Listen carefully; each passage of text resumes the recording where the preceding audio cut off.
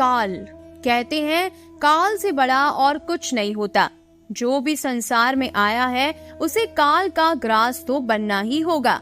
रंग का भी अंत होता है, राजा का भी अंत होता है। हमें मृत्यु की गोद से पीछे खींच ले जाने वाले चिकित्सक भी एक ना एक दिन मर ही जाते हैं। काल सबको माटी में मिला देता है। आपने कभी सोचा है कि क्या ऐसा कुछ है जो काल से भी परे है? हाँ है, और वो है प्रेम। हम भले ही मर जाएं, प्रेम की भावना कभी नहीं मिटती, हमेशा जीवित रहती है। प्रेम की कथाएं कभी नहीं मिटती। जो व्यक्ति प्रेम के रस से डूबा हुआ है वो काल से परे होकर सदैव जीवित रहता है। तो यदि आप काल का हिस्सा नहीं बनना चाहते तो सबसे प्रेम करते रहिएगा। इस प्रेम में बंध जाइए, तभी इस जीवन और मृत्यु के बंधन से आप सदैव के लिए मुक्ति पा जाओगे। तालाब देखा है ना आपने? तालाब का जल कभी भी बहता नहीं है, एक ही स्थान पर जमा रहता है। इस कारण से कुछ समय के पश्चात ये मैला होने लगता है, किंतु फिर भी हम इसका त्याग नहीं करते ना। हम फिर भी इसको पूजते हैं, केवल इसलिए नहीं कि अतीत में कभी इसने हमारी प्यास बुझाई थी, बल्कि इसलिए कि भले ही ये भविष्य में हमारी प्यास ना बुझाए, किंतु आवश्यकता पड़ने पर आग अवश्य बुझा सकता है। इसी प्रकार होते हैं हमारे संबंध जो वर्षों से हम मेहनत से सींचते हैं, जो समय पड़ने पर सहायक ही सिद्ध होते हैं किसी न किसी रूप में।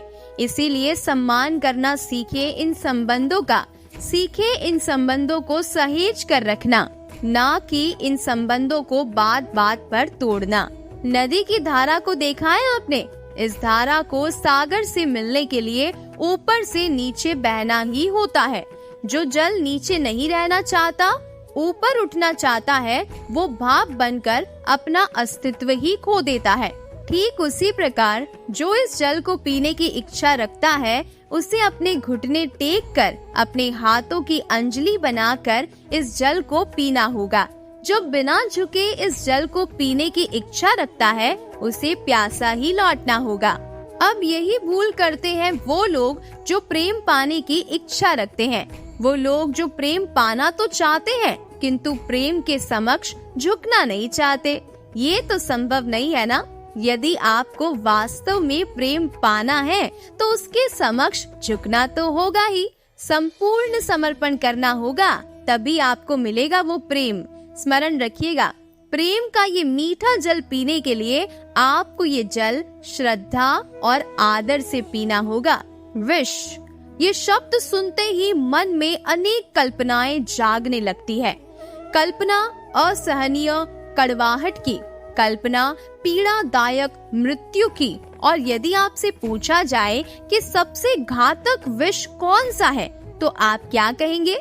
कोई कहेगा सर्प का विष, कोई कहेगा बिच्छू का विष, किंतु नहीं, ये सारे विष उस विष के समक्ष दिखते ही नहीं जिस विष को हम कहते हैं कान में भरा जाने वाला विष। सुनने में अत्यंत मीठा, किंतु कड़वाहट में अत्यंत घातक। पेट में जाने वाला विष केवल एक व्यक्ति की मृत्यु का कारण बनता है, केवल एक, किंतु कान में भरा जाने वाला विष असंख्य संबंधों का नाश कर सकता है। इसमें भूल उसकी नहीं जिसने आपके कानों में ये विष भरा है। आप उसको दोष नहीं दे सकते। इसमें दोष आपका स्वयं का है कि आपने इस विष को स्वयं पर हावी होने दिया, इस विष का स्वयं को शिकार बनने दिया। ये आपकी भूल है। इसीलिए कान के कच्चे कभी मत रहिएगा। अपने मन में प्रेम की दृढ़ता जगाइए और काट दीजिए इस संसार के सारे विष के प्रभाव को। चलिए अब बात करते हैं हीरे की। हीरा हमारे लिए अत्यंत विशेष, अत्यंत प्रिय, अत्यंत चमकदार होते हैं। हीरे की चमक तो हम सभी जानते हैं, किंतु ये चमक आती कैसे है? किसी दूसरे हीरे से इस हीरे को तराशा गया है, तब जाकर ये संभव हो पाया है। कितनी अच्छी बात है, स्वयं से स्वयं को तराशना और स्वयं को ही और बेहतर बनाना। अब सोचिए, क्या कीचड़ से कीचड़ को साफ किया जा सकता है? नहीं ना, उसके लिए आपको आवश्यकता होगी शुद्ध निर्मल जल की। इसी प्रकार अच्छाई से अच्छाई को और भी अधिक सुंदर बनाया जा सकता है, किंतु बुराई से बुराई को सुधारा नहीं जा सकता। सर्वप्रथम अपने मन को पावन करे, अपने मन को शुद्ध करे और फिर देखे संसार को। ये संसार अपने आप शुद्ध लगने लगेगा। यदि किसी में आप विकार देखोगे तो शुभ कर्म करके उसके विकार दूर करने का प्रयास करो, उसकी सहायता करो, ना कि उसके विकार देखकर स्वयं के मन में भी विकार लाओ। क्योंकि आप हीरा हो और किसी और हीरे को तराशने में आपको उसकी सहायता करनी है। आपको सच में बहुत अच्छा लगेगा। अश्व को कितना भी प्रशिक्षित कर लो, उसके मुख पर लगाम तो लगानी ही पड़ेगी। एक अच्छा सवार उस अश्व की लगाम बीच बीच में खींचता रहता है, उसे सही मार्ग पर बनाए रखने के लिए, ताकि वो अश्व कभी भटके ना। अब जरा सोचिए, इसी की भांति होता है हमारा मन। यदि इसे विवेक की लगाम से बीच बीच में खींचना भूल जाओगे तो हमारा ये मन कहीं भटक सकता है। और यदि आपको अपने लक्ष्य तक पहुंचना है तो मन की लगाम को समय समय पर आपको खींचना ही होगा, क्योंकि विवेक का ये मार्गदर्शन ही आपको संतोषप्रद लक्ष्य तक पहुंचाएगा।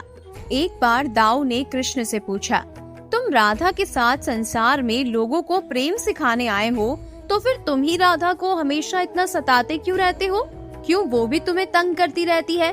क्यों ये नोकझोंक होती रहती है? क्यों ये खींचातानी होती रहती है? अब इसका उत्तर कृष्ण कुछ इस प्रकार देते हैं। चींटियां उसी घर में प्रवेश करती है जिसमें शहद हो। यदि आपके घर में शहद है, कोई मीठा पदार्थ है, मिठास है, तो चींटियां वहाँ पर अवश्य आएगी। कुछ इसी प्रकार के होते हैं हमारे संबंध।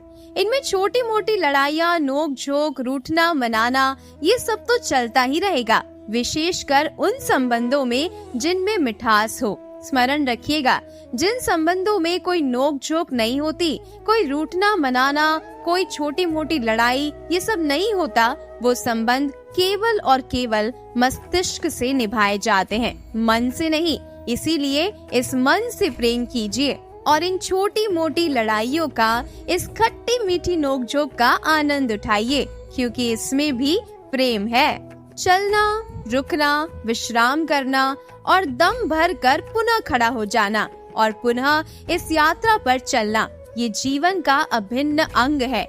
इससे आप भाग नहीं सकते, किंतु इस अंग का उपयोग आप अपने जीवन में कैसे करते हैं, कैसे काम में लाते हैं, ये आप पर निर्भर करता है। हारने वाले भी जीवन में रुकते हैं, जीतने वाले भी जीवन में रुकते हैं।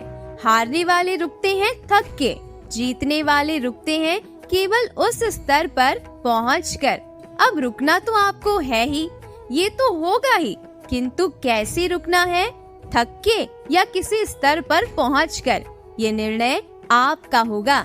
रुकिए भले ही, किंतु थकिए मत, क्योंकि आपको पुनः उठना होगा, पुनः यात्रा पर चलना होगा और उस स्तर पर पहुंचना होगा। क्या आपने कभी पूरे भरे हुए वृक्ष को देखा है? उसकी डालियां कैसे स्वतंत्रता से लहलहाती रहती है, किंतु यदि ये डालियां अपनी जड़ों से उचित प्रकार से जुड़ी ही ना हो तो क्या होगा? क्या वृक्ष इन सब का आनंद उठा पाएंगे? कदापि नहीं। उस वृक्ष की डालियां बिखर जाएगी, वो वृक्ष कभी भी भूमिशायी हो जाएगा। उसी प्रकार विचारों की स्वतंत्रता का आनंद आप केवल तभी उठा पाओगे जब आपके संस्कार गहरे होंगे। तो स्वतंत्र रहिए विचारों से, किंतु जुड़े रहे संस्कारों से।